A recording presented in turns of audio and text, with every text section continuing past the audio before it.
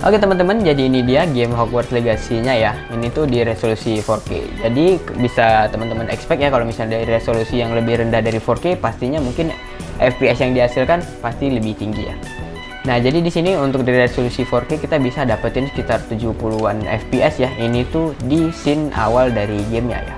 Bisa hampir nyentuh ke 80, bahkan udah bisa nyentuh, masih bisa nyentuh 80 FPS teman-teman ya.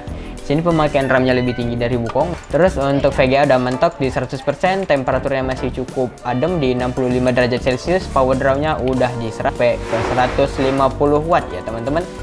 Jadi ya mungkin gitu aja untuk ngetes game Valorant ini ya. Walaupun mungkin biasanya orang kalau main Valorant ya, kalau main kompetitif biasanya untuk settingan graphics di low in ya, supaya nggak terlalu repot, efeknya nggak terlalu banyak, nggak terlalu terang cahaya atau segala macam. Tapi saya kurang paham kalau soal itu, soalnya saya bukan pemain Valorant.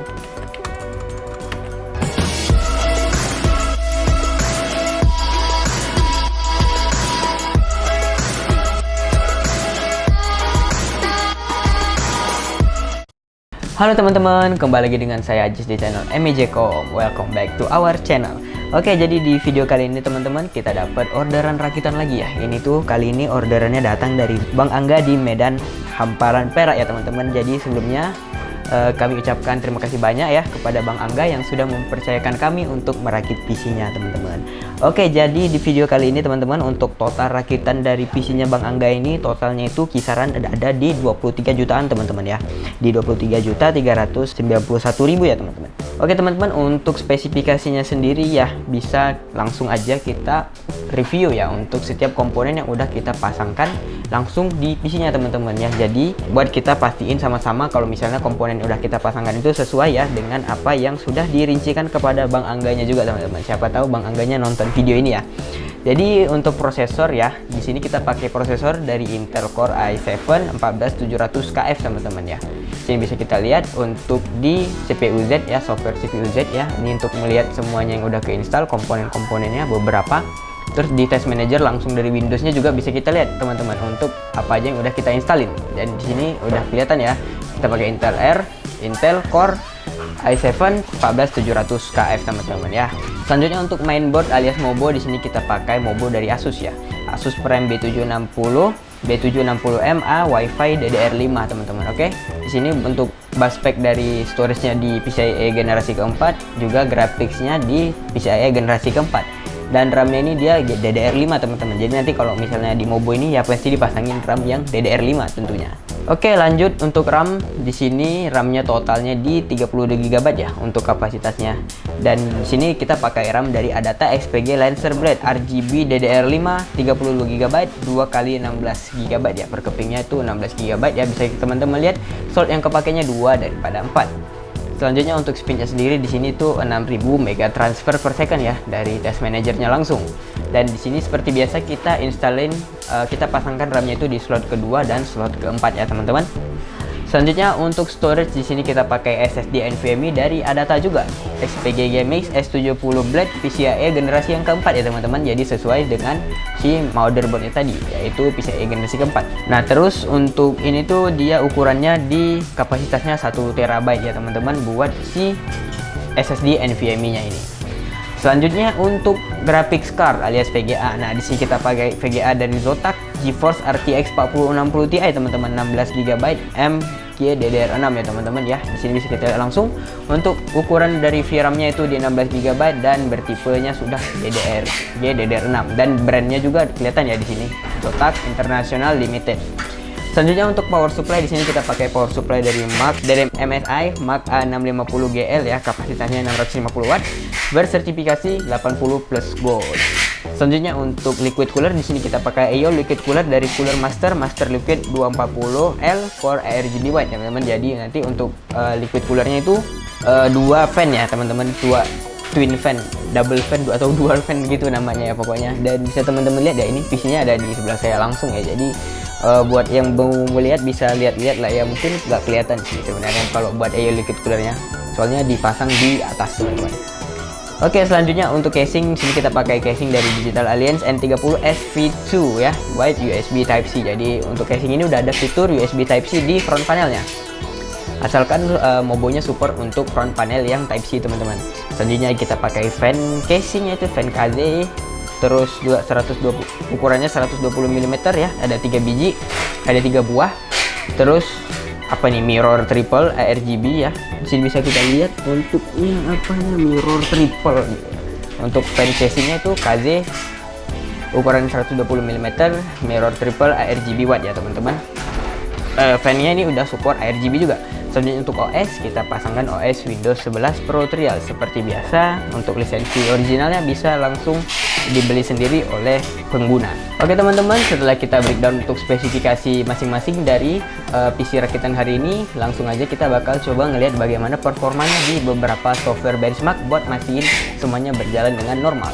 Oke teman-teman, jadi seperti biasa pertama kita akan lihat dulu hasil untuk benchmark si VGA nya di 3D Mark ya.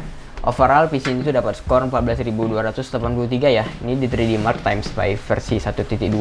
Terus untuk grafik skornya di 13.595, CPU skornya di 20.031 teman-teman ya. Untuk prosesornya kayaknya kuat banget ini ya. Generasi ke-7 dari Intel i7, ke-7 pula. Generasi ke-14 ya. Nah, selanjutnya untuk benchmark murni untuk CPU aja di sini di Cinebench R23 kita dapat skor yang cukup tinggi ya teman-teman, di 31.836 points ya. Sini bisa kita lihat untuk informasi lainnya. Nah, yang paling harus kita lihat itu tentu saja temperaturnya ya teman-teman. Nah, di sini untuk temperatur max-nya itu di 100-an derajat Celcius ya teman-teman. Ini tuh kita udah unlock untuk semua limiternya. Dan juga rata-ratanya di 80-an teman-teman ya, 80-an derajat. Ini tuh suhu yang masih hampir menyentuh untuk 100 derajat Celcius ya teman-teman. Tapi ini mengingat ini tuh kalau misalnya ngetes Cinebench pastinya CPU-nya tuh di load 100% semua gitu teman-teman, semua core-nya gitu. Yang mana kalau misalnya dalam praktek dunia nyata mungkin itu tuh hampir nggak mungkin sampai 100% lah ya teman-teman, mungkin sampai ke 80. Mungkin nanti bisa langsung kita tes ya untuk kebutuhan main game. Saya kurang tahu kalau misalnya kebutuhan hal-hal lain seperti rendering, modeling, dan juga mungkin coding atau hal-hal lain sebagainya. Oke, selanjutnya untuk di CPU Z kita single thread dapat skor 840,7 dan juga multi threadnya dapat skor 13.783,2 ya teman-teman. Ini udah penuh barnya ya, hampir kosong dikit ya di sini. Oke teman-teman, langsung aja kita coba untuk lihat bagaimana performa PC ini dalam menghandle beberapa game AAA ya. Pastinya kita ngades buat game yang AAA. Oke teman-teman, jadi khusus video kali ini ya, mumpung udah lama juga nggak main, nah jadi kita akan ngetes di game BMW ya, Black Myth Wukong teman-teman. Jadi di sini pertama seperti biasa kita masuk dulu ke settingan. Untuk setting si resolusinya di 1080. Seterusnya untuk yang lain-lain seperti graphics ini kita aktifin dulu ray tracing ya. Mana kita mesti restart gamenya. Oke, setelah itu langsung aja kita apply recommended setting dan oke, di sini untuk graphics presetnya kita dapat di high ya teman-teman di PC ini. Oke, langsung aja kita biarin semuanya, kita apply dan kita bakal coba untuk restart gamenya lagi teman-teman. Oke teman-teman, jadi kita udah nge-restart gamenya ya. Jadi di sini kita settingannya itu seperti ini ya kira-kira. Untuk super resolution kita pakai DLSS.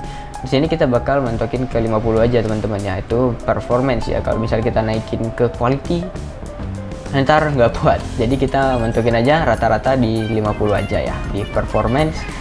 Terus ray tracingnya on, ray tracingnya di low ya teman-teman. Untuk dari recommendednya ini dia kita di low, terus presetnya tuh high ya. Oke, kita naik lagi. Oke, jadi ray tracingnya low, graphics presetnya di high. Oke, langsung kita apply changesnya dan kita akan coba untuk run benchmark. Gimana run benchmarknya?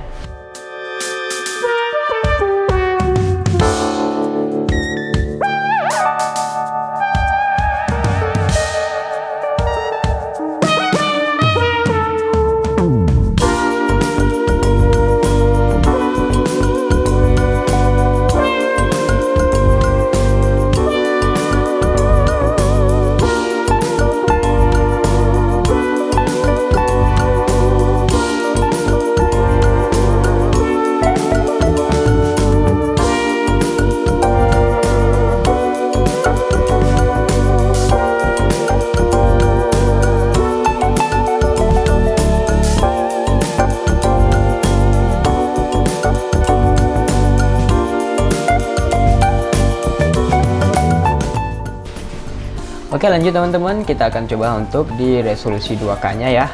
Langsung aja Oh ya, kita pastiin super resolutionnya masih ada di 50. Walaupun ini nanti mungkin akan berubah sendiri ya. Tadi aja udah berubah ke 37 dengan sendirinya.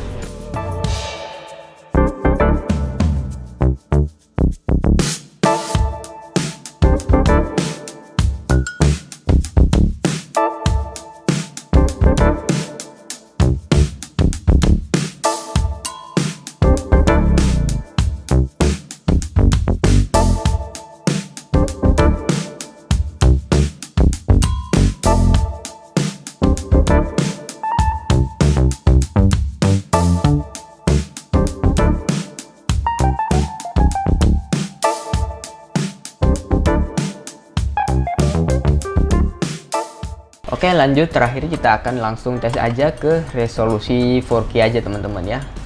Dan juga untuk super resolutionnya kita mentokin lagi ke 50, walaupun di sini tulisannya udah nggak recommended ya. Di 50 ini udah melampaui settingan yang recommended, tapi pasti ini kayaknya nanti mungkin akan turun sendiri sih ya. Jadi langsung aja kita akan coba untuk running benchmark lagi.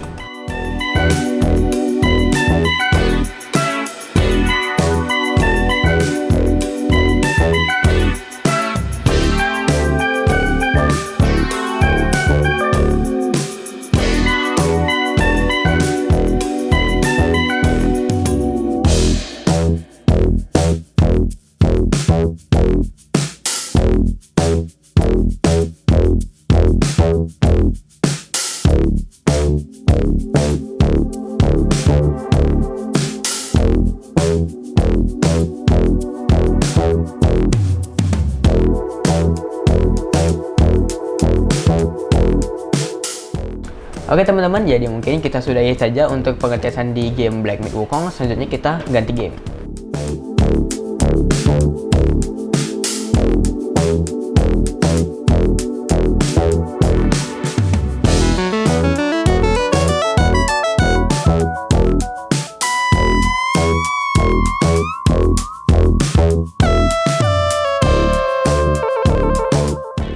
Oke teman-teman, jadi untuk game selanjutnya yang akan kita tes buat PC kali ini tuh ya, itu Hogwarts Legacy ya. Game yang cuman bisa kita tes di resolusi 4K ya, karena ntar mesti ke mode windowed. Oke, jadi di sini untuk settingannya kurang lebih kita pakai DLSS seperti biasa, di DLSS-nya di quality. Terus yang lain nggak bakal kita ganggu gugat ya. Oke, kurang lebih seperti itu. Selanjutnya untuk settingan grafik di sini kita pakai recommended dan dapatnya itu ultra semua sih ya teman-teman. Ultra semua, ray tracing kita on, terus ray tracing reflection quality-nya juga ultra. Oke, kurang lebih hampir semuanya ultra dan beberapa settingan itu on ya. Oke, langsung aja kita akan masuk ke dalam in-game-nya buat ngeliat bagaimana performa dari PC ini menjalankan game Hogwarts Legacy ini.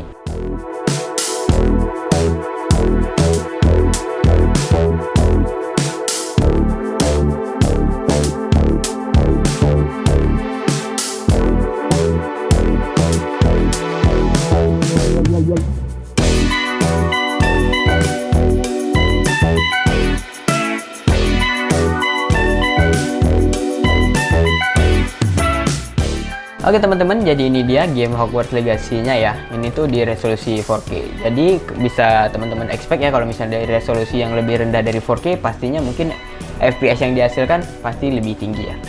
Nah, jadi di sini untuk di resolusi 4K kita bisa dapetin sekitar 70-an FPS ya. Ini tuh di scene awal dari gamenya ya. Bisa hampir nyentuh ke 80, bahkan udah bisa nyentuh, masih bisa nyentuh 80 FPS teman-teman ya. Sini pemakaian RAM-nya lebih tinggi dari Wukong ya. Masih ini bisa nyentuh ke 16 GB, 16 GB setengah. Terus untuk pemakaian CPU di sini rendah banget ya, cuman 6% aja teman-teman ya di resolusi 4K. Terus untuk temperaturnya juga cukup adem, untuk CPU masih di 57 derajat Celcius. Nah, selanjutnya untuk si VGA-nya sini udah mentok 98% ya. Terus temperaturnya juga udah panas banget di sini ya, bisa nyentuh ke 70 derajat Celcius tapi masih di suhu yang cukup aman ya. Power draw-nya juga udah melesat menyentuh langsung ke 160-an lebih teman-teman untuk si VGA-nya. Jadi ya kurang lebih inilah dia performa yang kita dapatkan di game Hogwarts Legacy ya. Kalau mau main di resolusi 4K ini tuh lancar banget ya teman-teman, masih tergolong sangat lancar lah ya. Wow, bisa kita lihat pergerakan kameranya sangat smooth, bahkan tadi beberapa kali FPS-nya bisa nyentuh ke 90 sih ya. Oke. Ya, seperti yang teman-teman lihat, ini tuh settingannya ultra ya, jadi teksturnya pada tajam semua dan juga resolusinya di 4K. Ya teman-teman, jadi mungkin kurang lebih seperti itulah ya gambaran untuk performa dari PC ini tuh ngejalanin game Hogwarts Legacy. Jadi kita akan langsung bergegas ke game selanjutnya. Oke teman-teman, jadi untuk game terakhir yang akan kita tes ya di PC kali ini tuh kita akan ngetes performa PC ini ngejalanin game Valorant. Cuman mungkin kita akan ngetes di mode praktisi aja ya.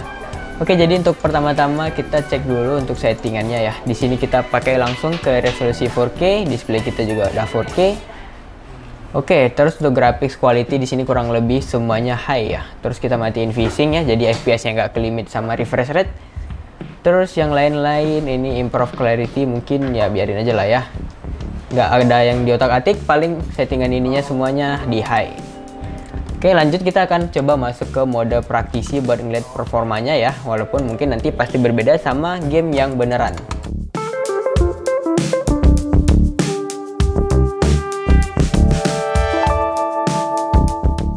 Oke teman-teman, jadi ini kita udah masuk ke dalam mode praktisi ya. Seperti yang bisa teman-teman lihat, di sini kita bisa dapetin sekitar 340-an FPS ya. Ini di mode praktisi ya. Pastinya beda kalau misalnya main matchmaking yang normal yang ada 10 orang dan mapnya lebih gede. Tapi ini juga bisa jadi gambaran kecil lah ya, gambaran kasarnya gitu teman-teman kalau misalnya mau mainin Valorant di PC ini. Nah, di sini bisa naik sampai ke 400 juga sih ya FPS-nya. Nah, pemakaian RAM-nya masih sangat kecil ya, masih sekitar 9 GB aja, nggak nyentuh 10 GB seperti dua game yang sebelumnya ya, ada yang nyentuh sampai 16 GB. Nah, terus untuk CPU di sini cuman utilisasinya cuman di 10%, temperaturnya di 56-57 derajat loh kok. Oh. Nah, terus untuk power draw dari CPU di sekitar 80-an, 90-an watt lah ya.